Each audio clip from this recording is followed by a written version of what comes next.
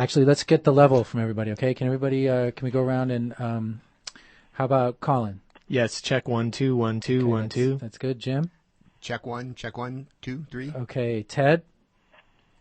Yo, check 1 2 3 4 5. I think Tana? I'm higher than you guys. 3 4 5 6 7. Julia? Uh-oh. Always a show off. Check 8 9 10. Okay, great. We can count to 10. Yay! So we're here today with our bike education program, and today we have a panel that was put together by Ted Rogers, who's the author of the Biking in LA blog. Hi, Ted. Hey, how you doing today? Great. And I want to hear who you got here for us today. Well, why don't we just introduce everybody? Actually, I'm going to have everybody introduce themselves because you guys know more about who you are and what you do than I do. Julia, why don't you tell us what your background is? Sure. My name is Julia, and I am the program and marketing coordinator at Cycle. We're a bicycle nonprofit. We do education and advocacy. So what I work with, we sort of have a three-pronged approach to bicycle education. We use workshops and classes for a nominal fee and free classes to teach safety tips and commuting for cyclists in LA. We also utilize encouragement, and through that we do group rides so people can insert what they're learning from those classes and those workshops in a safe space and a critical mass. And then advocacy as well. So through social media, we have newsletters. We're trying to connect all of these new bicyclists, seasoned bicyclists, to contribute to making the roads safer beyond just riding on them. Very good. Colin, how about you? Yeah, my name is Colin Bogart. I'm the education director for the Los Angeles County Bicycle Coalition. And currently, we're offering a series of bicycle safety classes through a contract that we have with Metro, and we're doing these classes all over LA County. There's actually two versions, a short version and a long version, and the long version is for West LA County. They're all for adult cyclists. I've also organized several training seminars to train people to become league cycling instructors with the League of American Bicyclists. So far, we've done about 3 of those in the last year and a half or so. And we've also more recently produced a number of educational materials, including a Rules of the Road pocket guide for bicyclists, as well as our program Operation Firefly, which seeks to provide bike lights to people who don't have them at night, but also give them safety information and the rules of the road for riding at night. That's a quick summary of what we've been up to. Okay, thank you. Jim? Yes, thank you. This is Jim Shanman. My organization is called Walk and Rollers. We encourage children to bike and walk to school more frequently, and we do that by working with schools to develop bike walk to school programs, hosting kids' bike skills workshops, and doing what we call walk and roll festivals, which is an event that's got about 8 stations at it.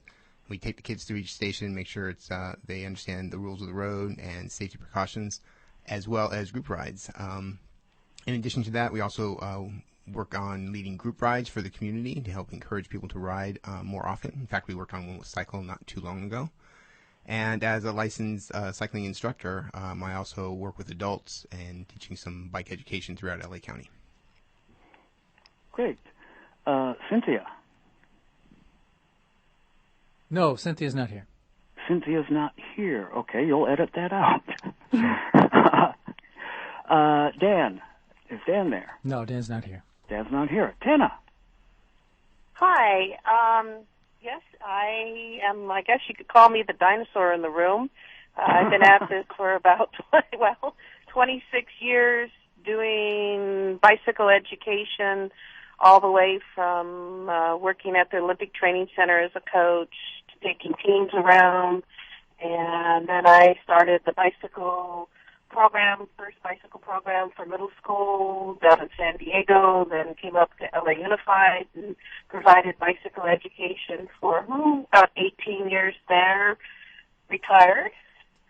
started a nonprofit, and then through my nonprofit, Youth Educational Sports, I provide bicycle education for K through 12. I do high schools, which is pretty much lots of fun. So I do the whole gamut of ages as well. Great. Thank you very much. Sure. Now, a couple of you have mentioned that your focus is on children. And, Tana, you were just saying that you taught bicycle education in the schools. Why do we need bicycle education for children? Aren't they getting this education in the schools these days? No, they don't. They don't get bicycle education as well as pedestrian education. And the younger grades, that comes hand in hand. Bicycle education, pedestrian education is very similar. It wasn't until really the Safe Routes to School funds that has been around for, about 4 or 5 years. Jim can pipe in on that.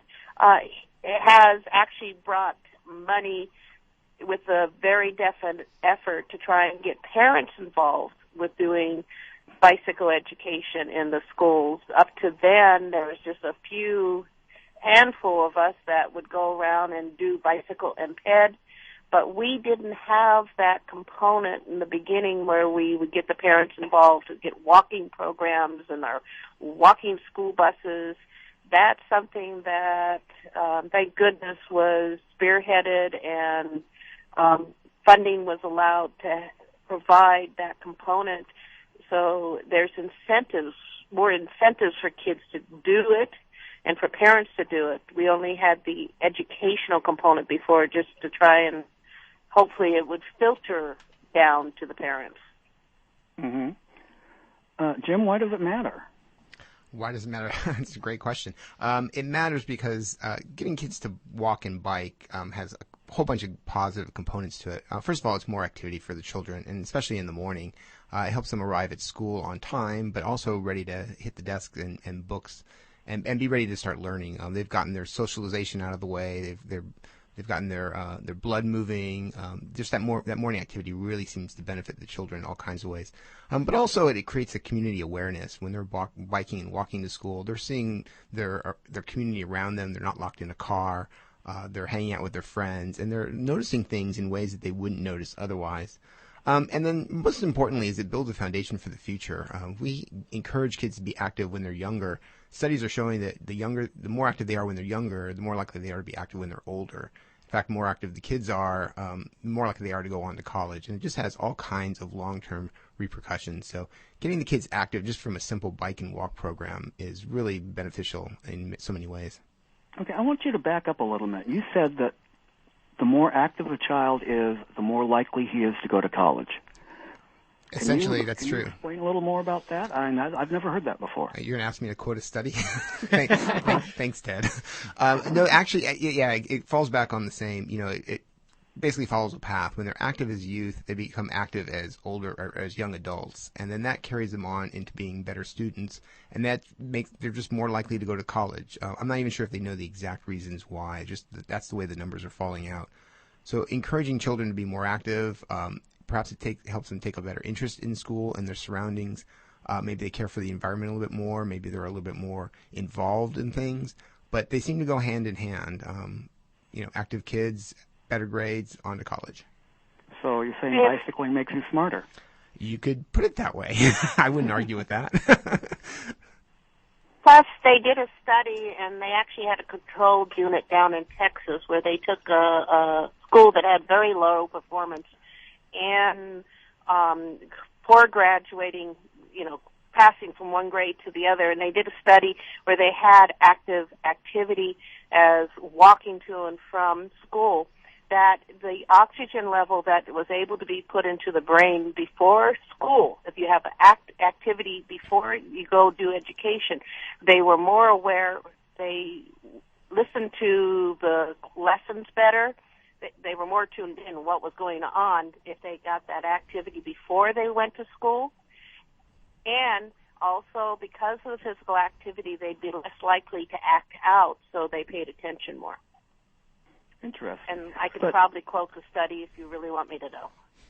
Well, just even anecdotally, at the schools that I work with, the parents and the teachers both rave that the children get to school and they are literally ready to learn. They really are. They're more focused. They're more participatory. And a lot of it is just getting that socialization out of their way. You know, they instead of getting to school and having to yak with their friends and act up a little bit and, you know, find out who was watching what or playing what video game the night before, they're doing that on the way to school. So they've gotten that out of their system. Maybe not all of it, but certainly enough where the teacher doesn't have to spend 10 or 15 minutes just settling the class down a little bit. I would guess they also burned off some of that sugar from breakfast. No question. That definitely helps. Well, that's where the activity comes in. And, of course, that helps lower obesity and fighting all kinds of other chronic illnesses down the road. Okay, but we all know that there are so many parents out there that are going to say, well, it's too dangerous for my child to ride a bike to school. There's even been cases here in the U.S. and in England I'm aware of where parents have been threatened with having their children taken away because they've let them ride a bicycle to school. How would you respond to that? Julia, what would you say to that? In terms of children biking to school, we don't work so much with getting kids on bike. I think Jim does really great work around that, but just offhand, I would think that biking to school, in terms of safety, it's kids are usually going to school that's close by, so it's not a very far distance. I would assume it's usually pretty residential, and you also have eyes on the street, so there's a lot of people around seeing what's going on with the kids, making sure things are okay. I don't know if someone else could speak more to that. It's a touchy subject for sure. I mean, the numbers don't bear out the reality of it. And, you know, parents are more concerned for all kinds of reasons. But, you know, you can quote studies and you can quote numbers and show that the trend is going down. And so few children actually are abducted throughout the course of the year. But, you know, a parent doesn't want to hear that because if theirs is the one in the million, all those studies don't really mean anything to them. So what we try to encourage them is really to put it into their own words. If they express a concern, we'll bring out, say, you know, what concerns specifically do you have? And if they say, you know, it's just not safe out there, and you can say, really, is it really not that safe? Have you seen things happening? And, you know, you start to get them to understand that they're dealing with a fear that they've developed rather than one they've actually seen. You know, their perception is higher than reality. And hopefully they come around a little bit. You know, we try to work in the elementary school level, building confidence, teaching great skills. So hopefully when they get to middle school, the parents have gotten over that hump, and they're more likely to let their children bike or walk to school on their own. I think also education, the reason that education is important in terms of bike education is that, you know, if you have a parent who's saying that it's not safe for their kid to ride a bike to school, that's really a good argument for, well, that's why you should let your kids be educated how to ride safely, because, you know, part of mitigating that risk is knowing how to do it safely and knowing what the risks are involved. You know, there's a whole lot of factors that come into play as well in terms of, you know, having kids riding to school who are younger and dealing with traffic. And that, you know, it's not to say that, you know, you should send very young children out on their own.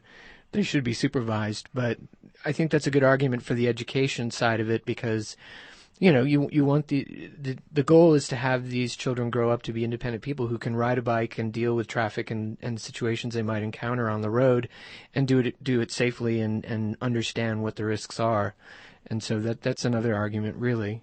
I think it's an excellent point. I mean, we tend to, once the kids turn 16 or 18, we put them behind the wheel of a car, and the risk of injury and the risk of crashes are just so much greater being in a car than they are on a bike, but yet we don't have a problem doing that. So the earlier we can get those basic lessons from the parent and the child working together, the more likely they are to get over that hump a little bit earlier on.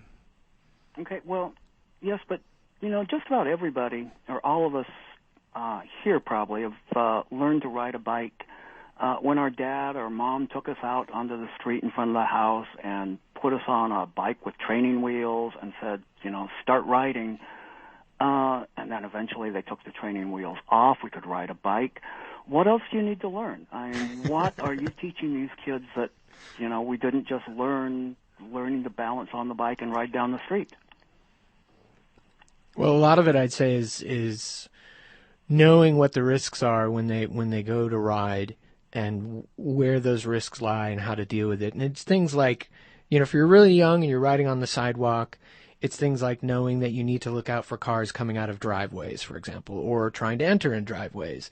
It's things like, teaching children when they get to the corner, they don't just ride out into the street, that they need to stop. And if it's a crosswalk, that probably, depending on the age of the child, they should probably get off the bike and cross like a pedestrian, and then teaching them how to deal with that situation safely. My understanding, I don't have the stats in front of me, but children riding out into the street actually without stopping first is one of the leading causes of collisions between children on bicycles and motor vehicles. So these are some of the things that safety education would include. It would also include just basic, depending on the age, it also includes a lot of basic bike handling skills, just to make sure that the child knows how to handle their bike. Because the other thing about crashes on a bicycle is that, not collisions, we're talking about crashes. A lot of times those are just losing control of your bike. And that's a big part of bike safety education as well, is knowing how to control your bike and avoiding a situation where you would get hurt because you either didn't deal with a hazard well, or it could even just be as simple as losing control, losing your balance, or having a mechanical failure. There's all kinds of things. Yeah, it's funny, Ted, that you put it in the perspective you did, because like a lot of us, that's exactly what happened. I can remember my father doing that, with taking the training wheels off, having fun down the street. There was really no other lessons except for maybe a little obstacle course at the police station or something along those lines, where we had to go around some cones. And I was marveling when I was biking with my daughter just yesterday, and she slowed down at every driveway, stopped at every alleyway. She looked both ways over her shoulder. And of course, I'm working with her and have been for years, but I never did that when I was a child. And so you can see how important that is to get that education out at an early age, because learning it then makes them better pedestrians. It makes them better drivers later on. It makes them better community members, being able to handle the streets in a way that's safer for everybody.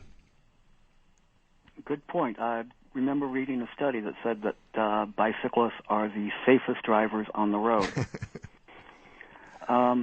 Okay, let's go forward a little bit. Let's talk about teenagers. Right now, there's a huge boom in bicycling among teenage riders, especially in the with fixie bikes, but really with any kind of bike. It's more popular now than any time I've ever seen. But we hear the complaints all the time from drivers that these kids don't stop for stop signs, they don't observe right-of-way. How would you respond to that, and what would you do about it? This is Tana. I was amazed. I got a phone call one day from Canoga High School, and it was the students, not the teachers, not the parents, saw my website, contacted me because one of their members had gotten hit, and they wanted me to come in and talk to them about, bike safety, bike education, how to be safe on the road. This was teenagers putting forth that idea that education they realized was needed in their own world. Understand, I used to run in Encino Velodrome. I'm a fixie lover, I was a track racer. So, I can identify with these kids on the fixie bikes. And at the end of the presentation, the rest of the kids actually gave up the kid who got crashed. And, we talked about, all the safety rules and laws, these things that they had not gotten because they didn't take a driver's ed class, and some of them hopefully maybe not, and they'll just keep riding the bus forever. And this is the turning point. That teen culture, that culture is one we've really got to capture, keep it going.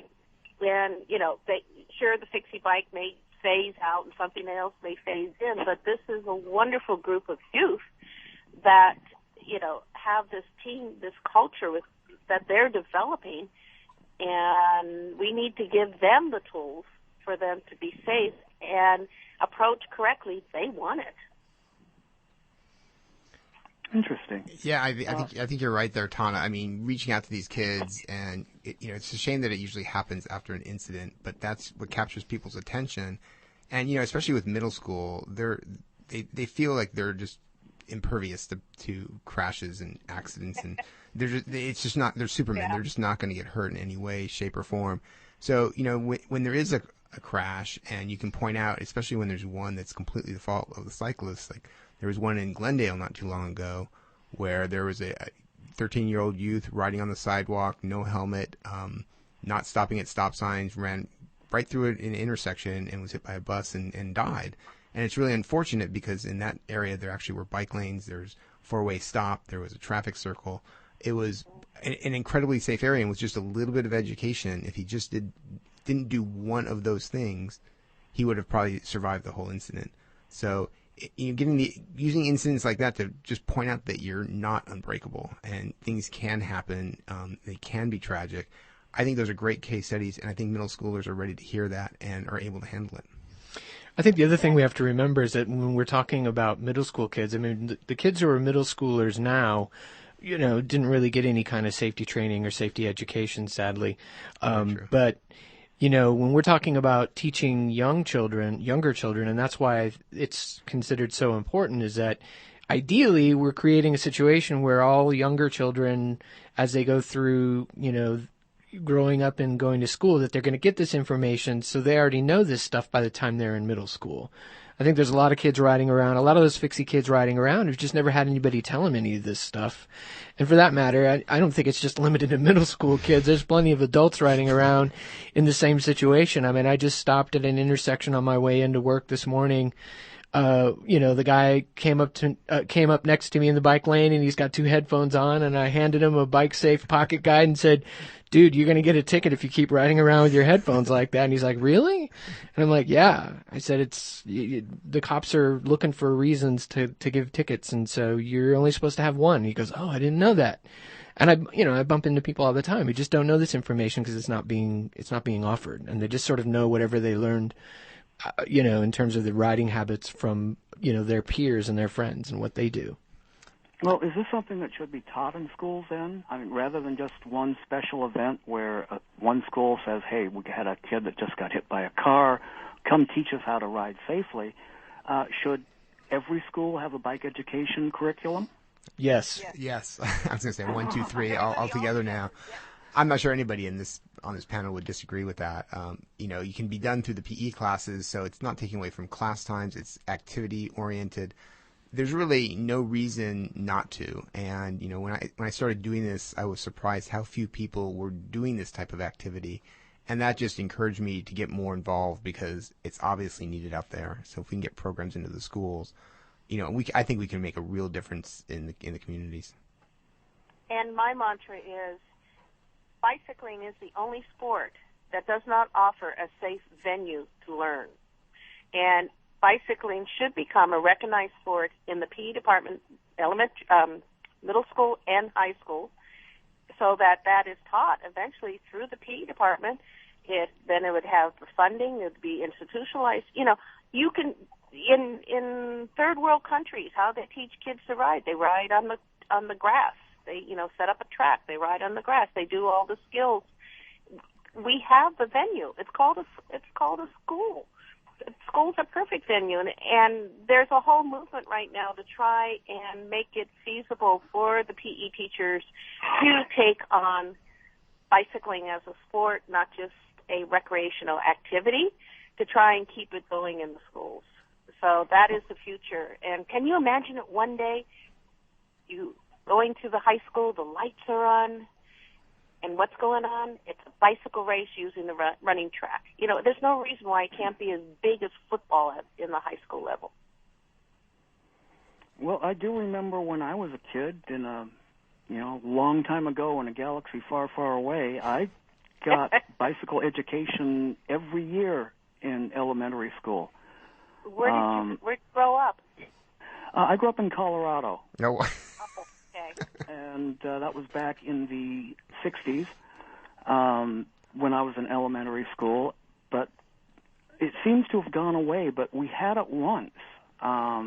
It's very strange that something like that seems so important and so beneficial would have been taken out of the schools once it was already there. Yeah, you bring up, combining that with the thought Tana mentioned earlier about capturing the fixie crowd and embracing them a little bit. Most of us that are on this panel, we say this often, 30 years ago, we biked and walked to school on a regular basis. What happened? What happened? And I'm thinking, if we don't capture these high school kids and encourage them and get them enthusiastic, what's going to happen in 30 years from now? They're going to look back and say, 30 years ago, my mom drove me everywhere. Who needs a bike? And is that really what we want them saying or feeling or doing? So you're right, Ted. It was out there, at least on an encouragement level, if not on an education level. We're missing out on an opportunity if we don't try to capture the older kids right now who are going to be our leaders in the next 15 years or so. And we want them picking up this charge and leading it and keeping it in the schools and making it available in all the communities. Yeah, Ted, you're right. I mean, a lot of schools used to do this. A lot of them used to be part of their curriculum. And I've talked to people who grew up in Glendale, for example, who said, "Oh yeah, we used to, get safety training in school, and then we got a sticker on our bike, and you're only allowed to ride your bike to school if you had that sticker." And oddly enough, we didn't have that when I was growing up, but I do remember we had driver's ed, which apparently is now also gone. So bringing it back, I mean, Tana, Jim, and I actually just attended the Safe Routes to School conference up in Sacramento last week, and we listened to people who were doing bike safety training from different parts of the country, and quite a few of them had models where essentially they were going around training PE teachers how to teach the curriculum, and then once they went through the training, they would provide them with a trailer full of bikes and gear that would rotate around the school district, and the kids would get like a week's worth of training. And we need to go that direction, I think. Absolutely. I mean, Florida has been doing this for 20 years, and the Department of Transportation has been fully funding it.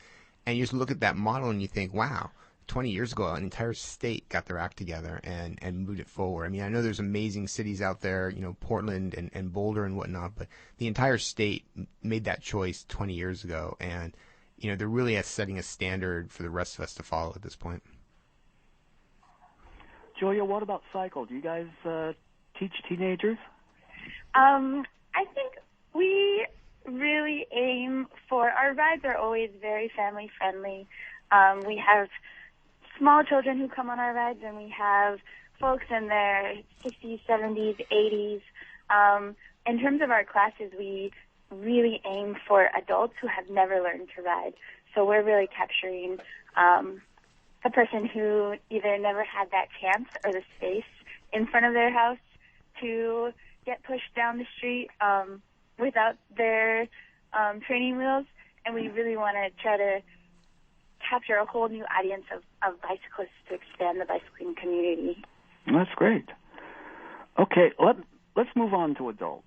And I'm going to tell you my pet peeve. And I'll tell you right now that peeves make really lousy pets, so I wouldn't recommend getting one.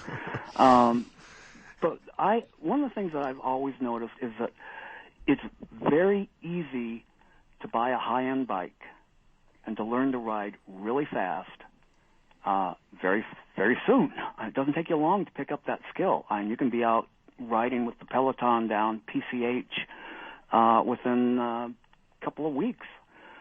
But it takes a lot longer to learn how to ride smart and to learn how to ride safely. I'm constantly passed by bicyclists who are going faster than I am, even though I ride pretty fast, and then they do stupid things. They position themselves in the wrong place on the road. They put themselves at the risk of a right hook. They go through stop signs or red lights when there's traffic coming the other direction. They don't observe right-of-way rules. What can you do to help someone like that? Especially when when you talk to these people, they think they already know what to do. How can you help them? That's the $6 million question, right? I mean, you put the information out there is one way, and just kind of hope for the best. I suppose some of these guys, some of these folks are part of clubs. You try to appeal to the clubs in terms of, providing them with the information. I would imagine in some instances, some of them will get a ticket, and they'll learn a little bit from that. it can, it kind of falls in the same category in my mind as your teenagers, who are just sort of learning what they learned from just going out and riding around and what they see other people doing. I think the same thing happens with adult cyclists who get into bicycling. They just sort of pick up, what they see other people doing, and they just maybe don't even know any different.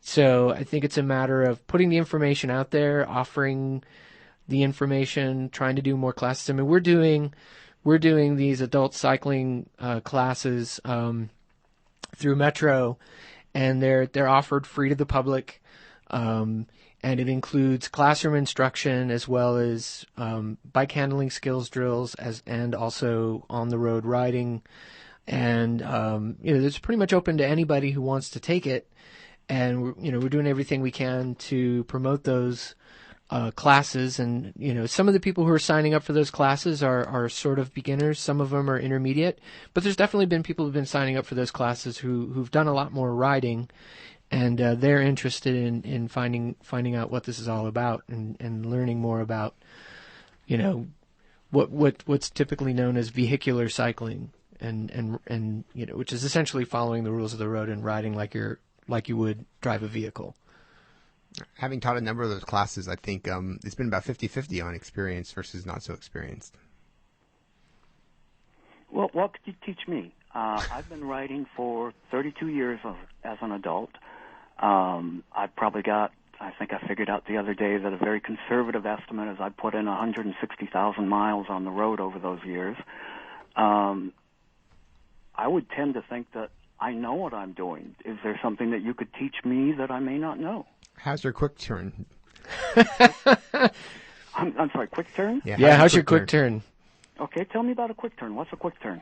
Quick turn is an emergency maneuver that you learn in the League of American Bicyclists Traffic Skills 101 class, and it's a method of turning your bike very quickly to the right.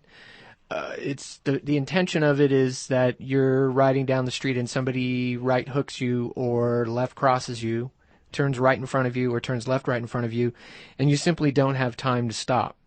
And so the only thing you can try to do is to quickly turn the bike to try to avoid running into them, or at least if you quickly turn the bike, you may still run into them, but at least you won't hit them straight on. And basically the technique involves leaning your bike the opposite direction of the turn first, so that you actually start to fall to your right, and then you quickly turn the wheel to the right to essentially catch yourself and then make that turn. And once you learn how to do that and master it, you can turn your bike to the right really surprisingly quick.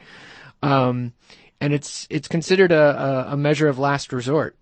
And it doesn't guarantee that you won't hit the vehicle turning in front of you. But again, the idea is that you would potentially hit it at an angle that's not straight on. And so the damage is potentially going to be much less.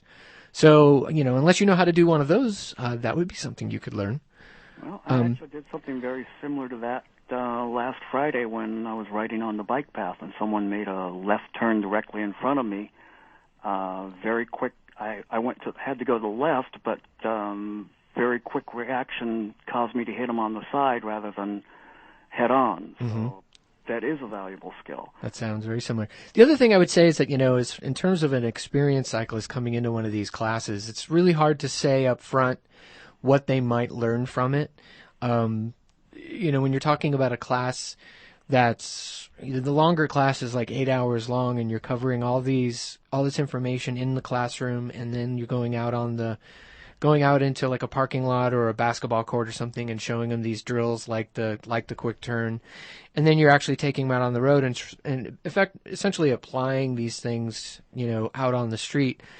There's usually the more experienced cyclists, I'd say there's probably a lot they already know, and there's sort of little nuggets here and there that they pick up along the way through one of those classes. Maybe they don't have as many light bulbs going off as some of the newer people who have a little less experience riding the street. And then, sometimes in these classes, or when you give this information to people, there are things that people learn that are just totally and completely incorrect. And once you explain to them why it's not correct, they suddenly go, oh, I see. And an example I would give to you is I've talked to people who say, oh, well, I was taught to ride down the street against traffic. because that way I can see what the drivers are doing, and that's safe for me. Very common in riders from Central America. They're taught to do that. Exactly. And it's also common here in the U.S. depending on how old you are, and they're my wife older. learned that when she was a child. Yeah. And so basically, I mean, I had some people who say that to me in a class, and I said, well, here's the problem with that is that maybe you can see what they're doing, but in a lot of situations, they're not actually looking, they're not going to see you, or they're not going to look where you're at because they don't expect you to be there. And the classic example is you're riding down the left side of the street and someone comes up from a side street and they're getting ready to turn right. They're looking to their left for traffic coming from the left. They're not even looking at you, and they're very likely to just pull out right in front of you, or depending on the timing, might just pull out just as you pass in front of them. And that's actually a pretty common crash type. And so once you explain it to somebody that, this is why that doesn't work, and also acknowledge that, a lot of people will ride against traffic because they're simply afraid of getting hit from behind, which is an understandable fear. I mean, that's one of the things that, when you first start riding, I know when I first got back into biking on the road and riding mainly for fun at first, that was something I had to get used to. But I was fortunate I rode with a group of people who were very supportive and gave me some tips and just sort of, you had to sort of get used to it. And most people do. But so that fear is understandable, and you can figure out, you can see why they would do what they do, and it's just a matter of just explaining to them why that's probably not the best way to go.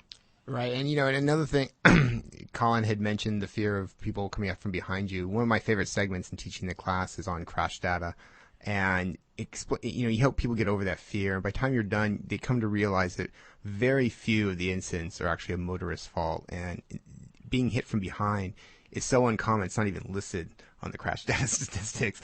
So once they start to realize the actual numbers of what's out there, their confidence goes up. And even for an experienced rider, hearing that information firsthand is really beneficial. And even if you know how to make a good left turn in traffic or change lanes, knowing the proper way to do it, just working on those nuances and working on those skills, all that builds confidence and allows you to be more able to be an ambassador while you're out there and help others that haven't learned, or working with your girlfriend, as you mentioned, Ted, and moving forward from there. One of the things that I see a lot when I'm riding, I'll position myself at an intersection. I come up to a red light, and I'll position myself to the left of the right turn lane so that cars can go ahead and make the right turn. I'm not blocking them, but also when the light changes, I'm not at risk of a right hook. And yet I see lots of riders, including some who look like they should know better, who stop at the curb, and they'll rest a foot on the curb and wait right there to the right of the right turn lane. What would you say about that? After I'm done cussing him out for being foolish? No, kidding about that. Would you talk to them at that moment? I mean, I'm always tempted to say something, and yet the reaction I've gotten from some riders in the past has convinced me to just keep my mouth shut. It's always a touchy thing, coming up on a rider like that and trying to explain, because, it's like talking to a police officer. They think they're right. They've been doing this a long time. They're very confident. So definitely be, careful in how you would approach that. But those are the types of things you would learn in the class. Even for an experienced rider, you learn why not to do that and how to do it better. And once you point out things like even what you just pointed out, Ted, staying out of the way of the right turn motorist, not being right hooked from somebody in the other lane. Those are all good common sense reasons not to do that, and sometimes riders just aren't aware of those situations at all. Mm-hmm. So, Julia, would your classes address things like that as well for adult riders, or what is it that you teach? Yeah, so our classes, we really want to make them as accessible to the public as possible. So we have short classes. They're about 2 hours. There's some other great classes that, our classes are based on the tenets of the League of American Bicyclists, but we're going to focus on the fundamentals. I know there's some 8-hour classes out there that are great as well, but ours, we're really aiming for the easy, fun, accessible access point for people and not quite overwhelming them with too much information. But for the beginner, what's the essential points? So what we do is we have a sit-down session with a PowerPoint with some really great images and visuals and scenarios, and we'll we have it drawn out, where to position yourself in, 10 different situations, including right turns, left turns, four-way stops, two-way stops, whatever it is. And so we want to really give a clear image of where you can position yourself safely. And then after that, we'll go out on the streets together and do a variety of different turns and whatnot, so we can really show people what it looks like and what it feels like, and they can implement what they just learned. Mm-hmm. So instead of having to go through the intensive training of some of the other classes, you just give them like an overview that just get them started on bike safety? Is that what you're talking about?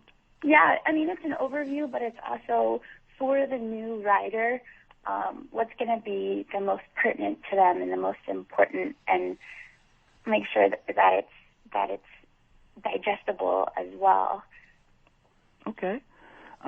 So we're all talking about bicycle education. Obviously, you're all involved in this. Why does there seem to be so much focus on education right now? I mean, why is this a topic that seems to be coming up more and more these days? This is Colin. I think it's a function of, not that we've arrived and we're the bike riding nation that others should look towards as an example, but I think Someday. there's been a lot of advocacy for bike infrastructure and to get more people riding, and things are improving and there are more people riding. And I think it's just sort of the natural progression that now that we're seeing more people out riding, and we're seeing more money being invested in bicycle infrastructure, I think we're also seeing a lot more people riding badly. And so it's consciously or subconsciously, it's, I think, on more and more people's minds. I hear a lot more people talking about education now than ever before for bicyclists. And I would qualify that by saying in certain instances they're correct because they're citing behaviors that truly are incorrect. In other instances, it might be somebody who doesn't ride a bike who tells me all the things that the bicyclist they saw doing this morning as they were on their way to work that was wrong and in fact was actually right. So that's a whole nother topic, is just the misinformation that's out there, or lack of information for the driving public especially. And so I think it's just kind of the natural progression of things as we're seeing more and more people ride, and we're starting to see some bad behavior. Not that bicyclists have the sole exclusive monopoly on that, because they don't. So I think it's just sort of become a topic of interest. And also I think it's because there is such this gap. I mean, the fact that we don't teach kids this as a matter of regular routine, starting in grade school and continuing on through middle school and high school is a missed opportunity, and we need to go back to it. Yeah, I think we're really playing catch up. I think you could ask that question, Ted, as, why now? Why wasn't it 10 years ago?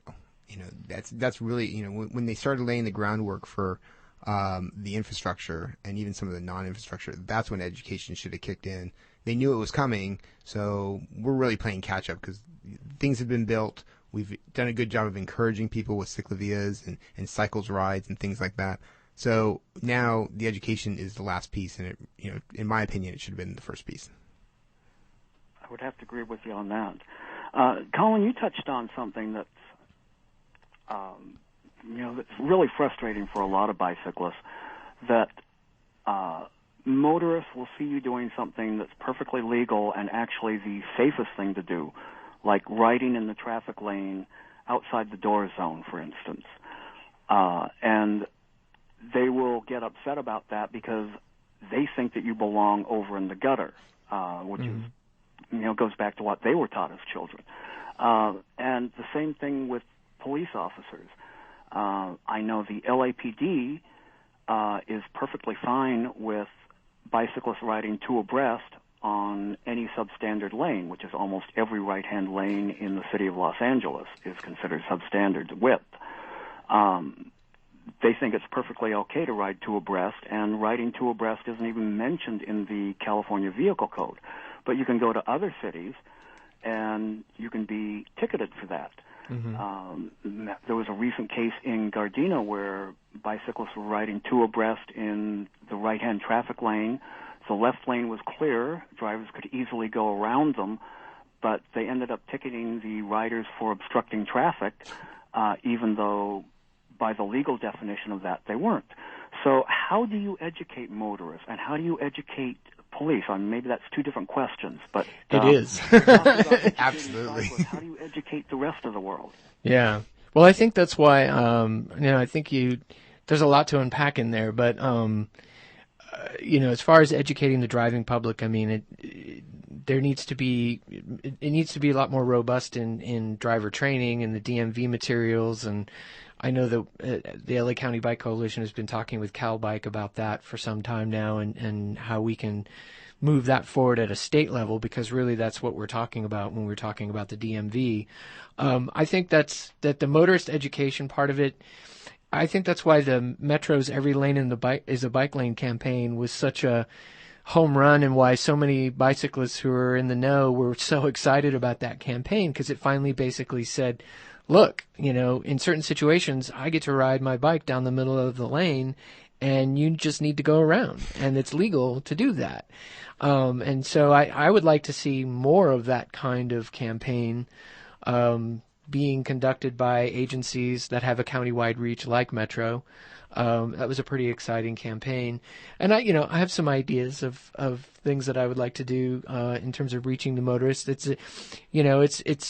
There's a lot of cost that comes with that, though, because when you're talking about reaching the driving public, you're really talking about reaching a large portion of the population through some sort of mass means of communication, which is never really very cheap. Right. I'd love to see the County Department of Health take that on as well. Yeah. Actually, Caltrans is revamping. This is Tana.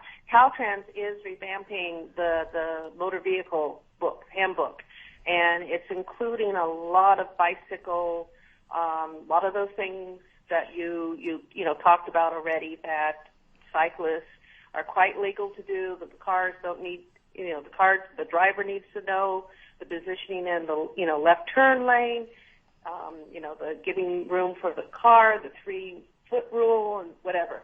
That's all coming out in the new DMV. I sit on that committee for the state that is reviewing that DMV, and I'll be happy to share with you guys the draft if you're interested.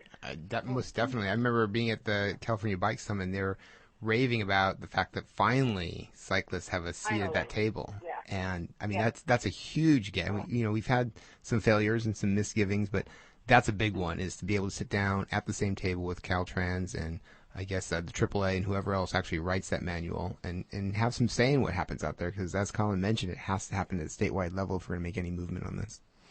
And all we need now is for them to have enough questions on the test that will inspire the regular drivers to read that chapter more closely and hopefully remember it as to what they should be doing and not doing. Well, just do me one favor and get them to stop saying in the driver's handbook that cars can park in the bike lanes.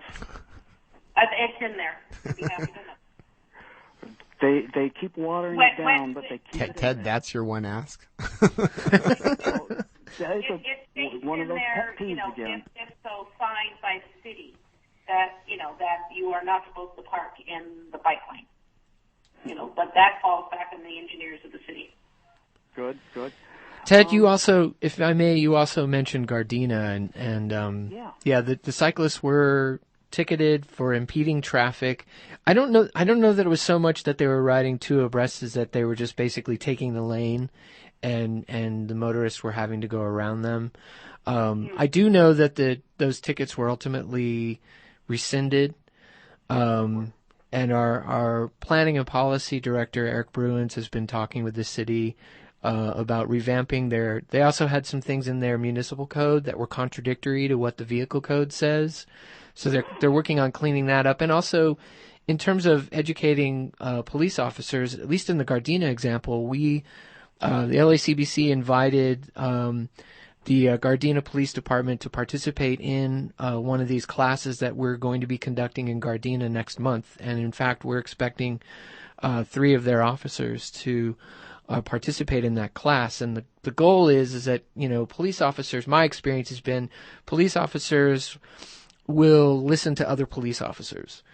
And so if we get a few officers to take this class and they understand what we're doing and it makes sense, then they're in a position to then turn to their fellow officers and explain it to them. And my experience is that they tend to take that information much more readily when it comes from a fellow officer as opposed to me. That's very true, very true. And my experience with police, I work a lot with the LAPD, and my experience with them is that it's not that police are biased against bikes or they don't like bicyclists. It's that they're not receiving proper education in the laws that govern bicycling. They just don't know because they haven't been taught. So if you can get in there and teach them the proper interpretation of the laws, that can go a long way. Agreed. Let me ask a question. I thought LADOT, under the Bikeways Division, produced a video that is for training officers, and they use that with LAPD. Can anybody else chime in on that?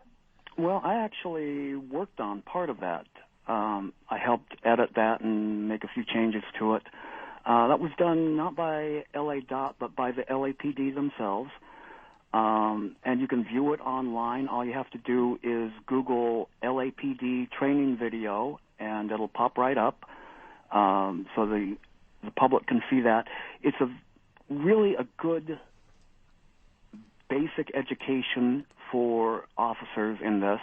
The problem is that it has to be taught at the training center. When the rookie officers are being trained, they have to receive this. They did send it out requiring every officer to watch it and to respond to the questions in there.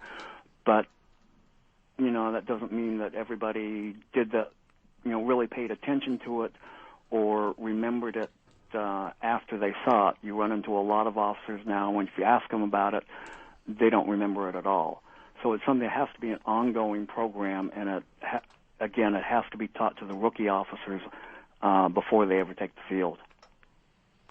I think it's also worth noting that, especially when we're talking about LAPD, that's a really big police department. And, Ted, I think you've had a similar experience as I have, is that, I have spoken to LAPD officers who do understand the vehicle code and how it relates to bicyclists, and they're completely clear on it.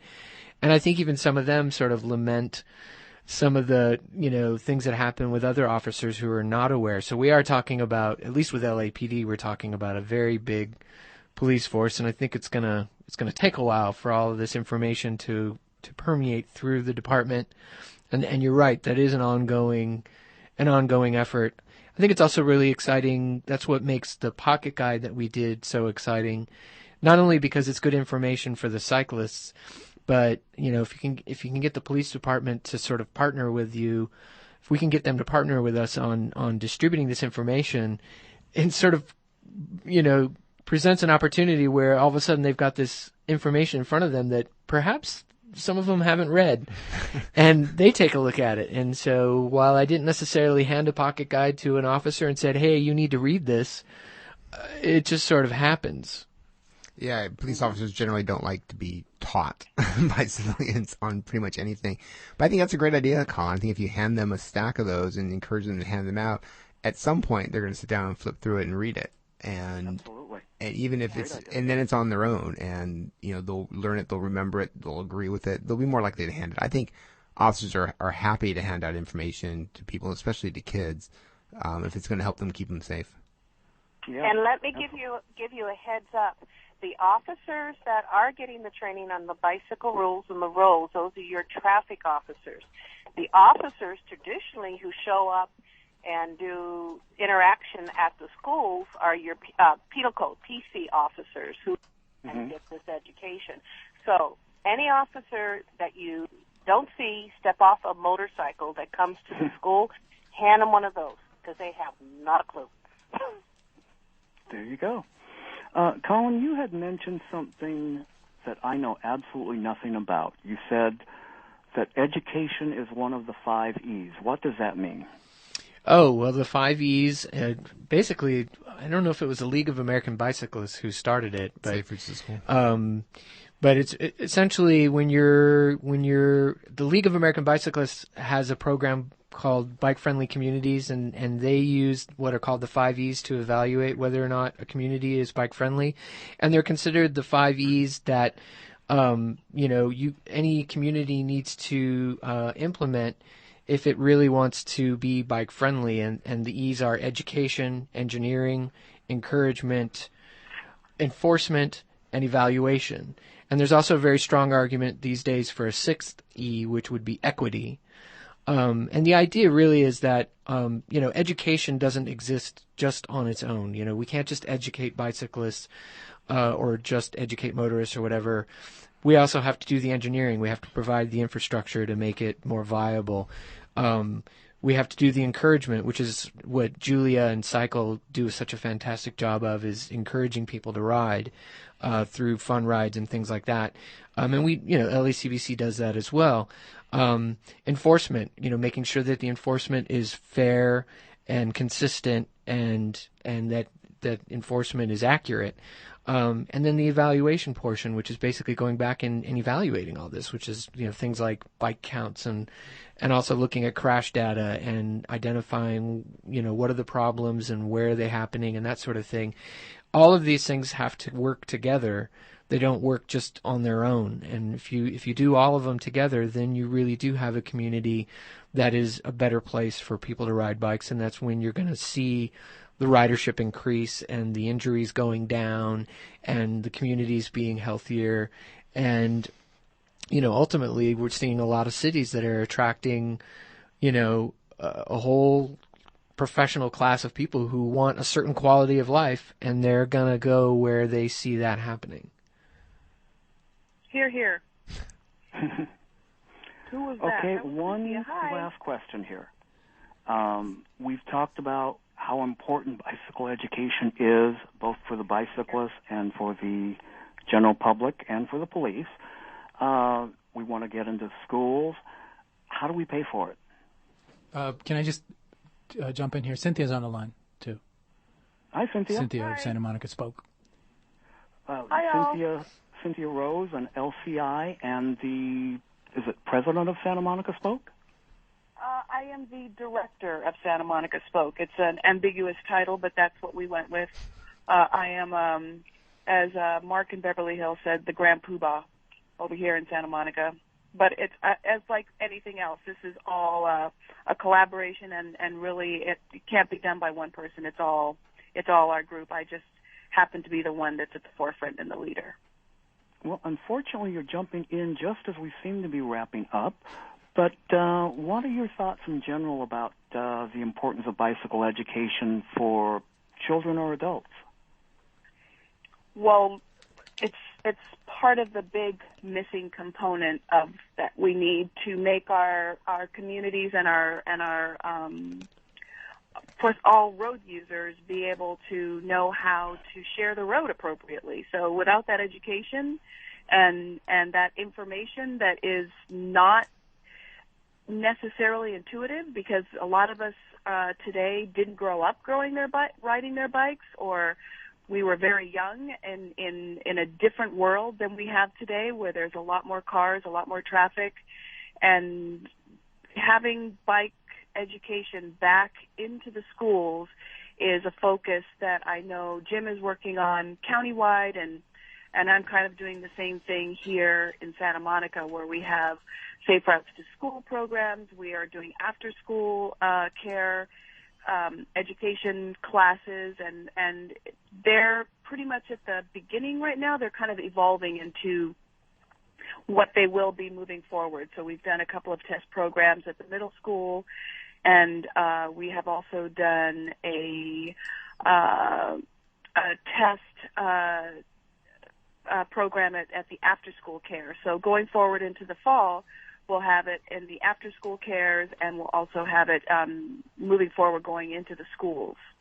which are very excited finally about having that in the school level, so that kids know what their rights and responsibilities are, how can they ride on the street and be safe, or before they're old enough to ride on the street, where they should ride to be safe. So I guess I'm rambling a little bit, but because I don't know what Actually, you've you're talked doing about fine. so far. Now, doesn't Santa Monica also have a bike training course by the beach?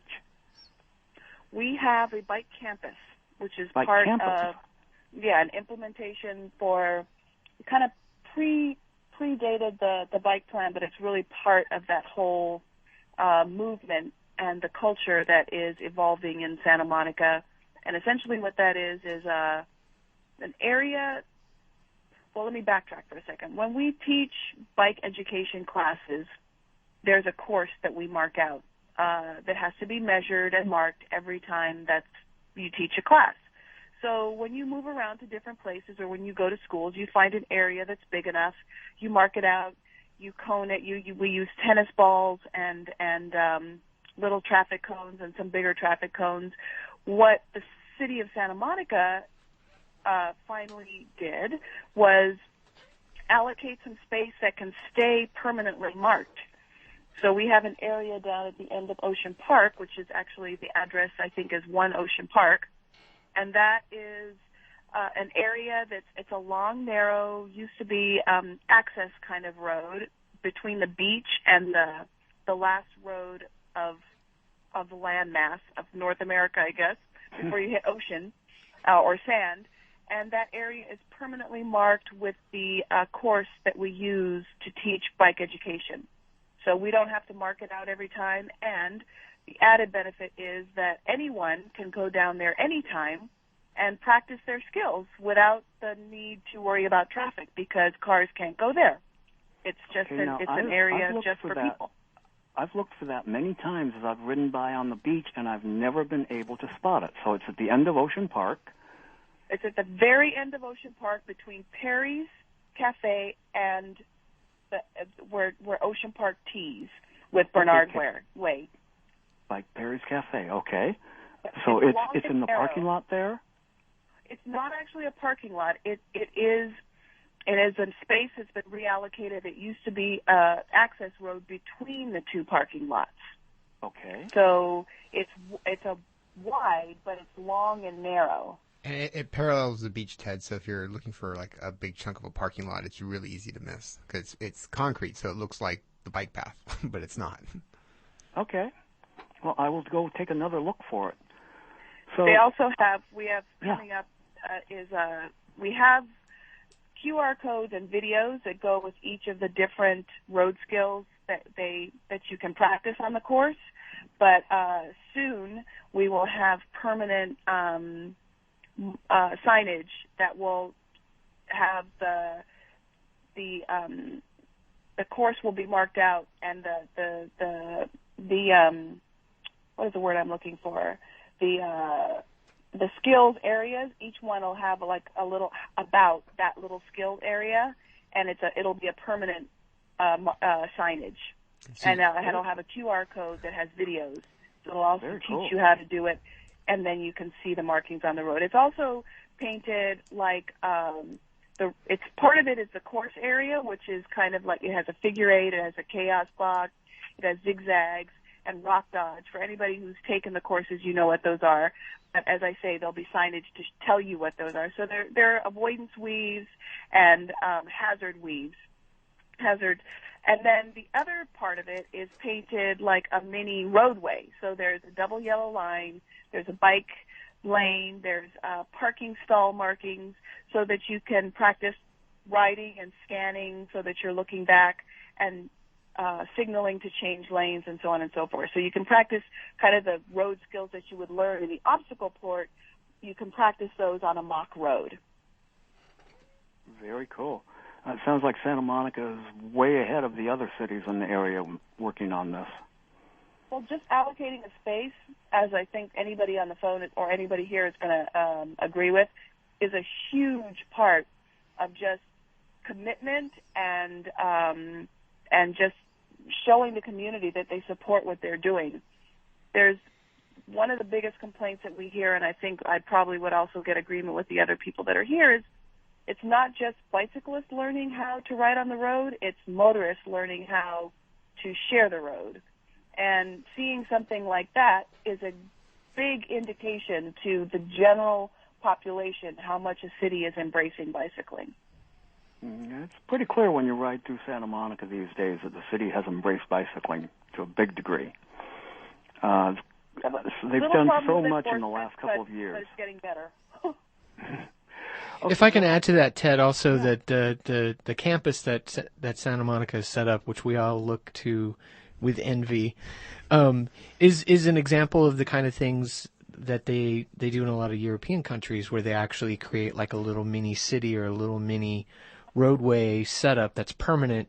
And when they teach bike safety, and we keep, I haven't actually witnessed it directly myself, but we keep hearing about bike safety training in a lot of these European cities that really support cycling, and they talk about how they have what they call traffic gardens, I think, and it's essentially a really elaborate version of what they have in Santa Monica, where they'll have like all these little mock intersections and things, and it's part of the training that the kids get from an early age, and so we're heading in the right direction, and like I said, we're all envious of Santa Monica because they're leading the way on that one. Well, let's use that as a springboard to go back to that last question I was asking. We all seem to agree that we want bike education in the schools.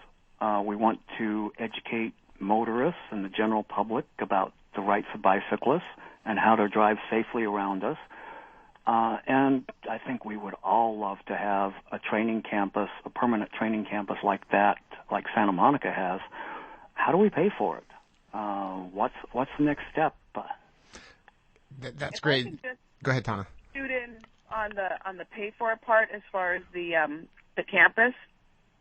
That is simply a commitment to allocating space, because as I think we can all acknowledge that the paint that it costs to paint that is negligible. So it's about commitment and allocating the space. And I think some of the cities just need to look at areas that can be multi-purposed, that you can paint for something like this and that can be utilized for other purposes at other times. Yeah, as far as the education goes, we've had, federal funding and state funding for Safe Routes to School programs for many years, and it's been great, although those sources are drying up and being reallocated, and we're now having to compete with things like highway beautification projects to get, really a small pittance of the budget to make it work. So actually one of the focuses on the conference was looking for alternative funding sources. And I think states such as Florida have really set a great example. What it really comes down to is cities, but also states making an absolute commitment, saying we're not going to just shuffle on more highways and more bridges and more sidewalks. We're going to make an absolute commitment to providing bicycle and pedestrian education out there and committing a certain part of their budget to that, regardless of what else happens. And I applaud, cities like New York that have done that recently. Again, Florida, who's made it a statewide commitment. And that's something we'd really like to see here in California. We've set the bar high for Safe Routes funding. That's changing. It's now time to rethink that whole process a little bit. Plus, I think we need to, and I think many ways the educational systems are starting to step up to the plate, and they realize that this needs to be institutionalized in the schools. Like Cynthia says, that's only paint. It'd be really easy to set up. That's an example that'd be wonderful for every elementary school to put forth. For example, Marina Del Rey 10 years ago bought a fleet of bikes. We trained the teachers, and to this day, their oceanography class goes on a bicycle rather than a bus to ride to the ocean to study. The school district actually is looking for more ways that students can ride bicycles to do field trips rather than take a bus. The time is now. It's getting everybody in line, and I think the school districts will step up to the plate more than they ever have before to be an active partner in this. I think it's catching that momentum school bus, just like you're saying. It's like the time is now, and a lot of the school districts and different programs are all of a sudden cluing into this, and this is the time as advocates and as instructors and leaders, it's our time to, if we can just have enough of us out there, which I think that number is growing, is really capitalize on that and provide that information. I think there's also a strong argument to be made just from the safety perspective. There's a lot of money spent on information to make the roadways safer for road users, and when we say that, most people think that it's messaging that's related to driving, and what's missing here is that there's a large percentage of crashes and injuries and deaths that involve bicyclists and pedestrians. I think in the state of California, pedestrians and bicyclists combined are about 25% of the fatalities, if I remember correctly. And yet the amount of money that's being spent in terms of safety messaging to try to address that is only like 1%. So again, it goes to the same thing that Cynthia was saying. It's a matter of allocating the resources according to the need and the situation. And so there's a big inequity there in that regard. And that's a strong argument that gets made a lot. And it's a matter of getting the politicians' attention and having them understand that. And I do think the time is right for now. This is in their consciousness. They're seeing the benefits. I think we're seeing more and more politicians that want to align themselves in such a way that they're talking about sustainability and walking and biking and healthy. Now is the time to tap them and make them true to their word, which is much of what LACBC's done with their interviewing and vetting or the process that we're using for questioning candidates. Ted, you've been involved with that, and the candidate questionnaires, and knowing what their focuses are before they get elected, and then holding them to those once they are elected. That's the hard part, is holding their feet to the fire. No doubt. The more we have ahead of time, the more we can say, hey, this is what you said. Where is it? Absolutely. Well, listen, this has been a great conversation. I can't speak for anybody else, but I have learned a lot tonight. Is there anything anyone else would like to add before we finish up? I'll put this out there since we're talking about allocating funds and space and getting the attention of politicians.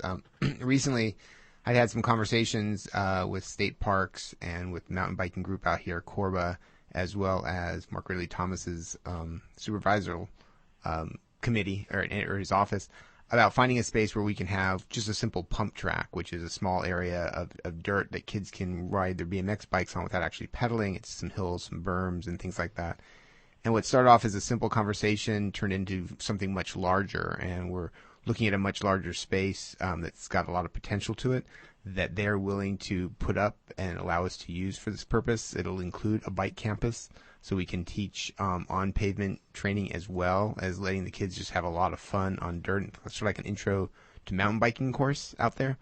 But in addition to that, word just came through just a couple of days ago that the county actually is taking a big interest in this. And I think they're starting to realize that small bike parks are a lot less expensive and invasive than a skate park, and they want to catch sort of the wave on it. And so they're looking to identify a couple more spaces where they can build a bike park that's mostly off-road, because in the city of LA you can't ride off-road legally.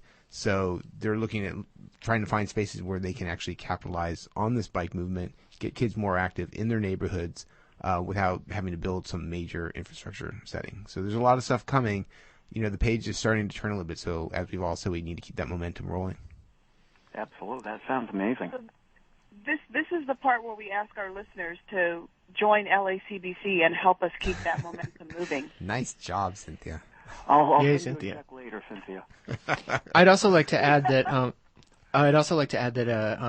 at the state level here in California, because we were hearing about this when we were in Sacramento last week, those of us who were there, the way that the federal budget is set up for funding bike projects changed fairly recently, and part of that involves each state kind of deciding for itself how it's going to allocate funds. And so I don't have all the details. I'm sorry, I don't know the bill number. I feel a little unprepared in that regard.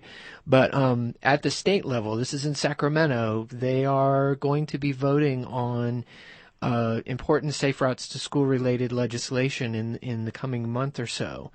And so what I would say is look up the information. Probably Safe Routes to School National Partnership is your best bet for getting all the details.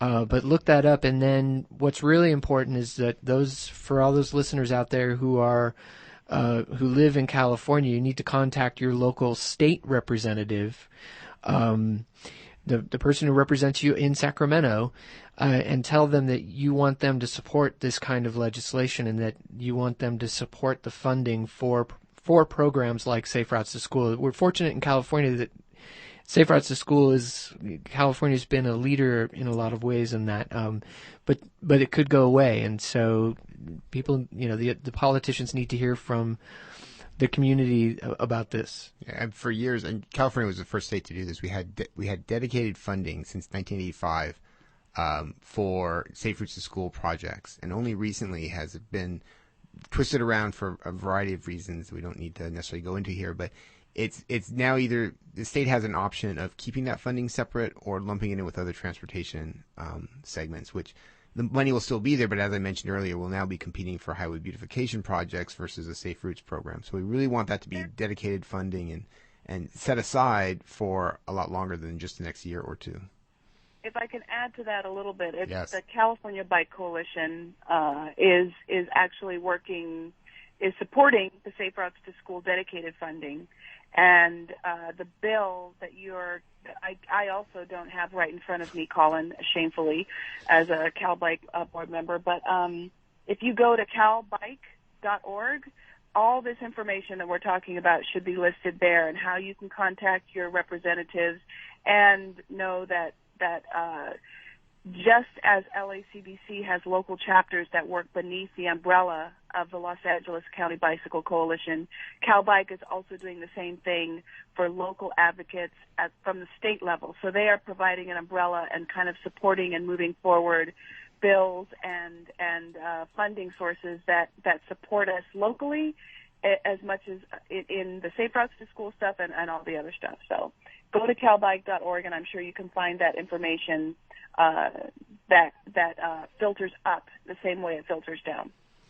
And shameless plug, when you become a member of the LA County Bicycle Coalition, you also become a member of Cal Bike. That is true. So if you become a member of any local chapter of LACBC, you also become a member of the Los Angeles County Bicycle Coalition, supporting countywide changes, because nothing happens in a bubble, and we all work it's synergy and together. And again, just like Colin said, that also become a member of Cal Bike, supporting stuff that is on the county level.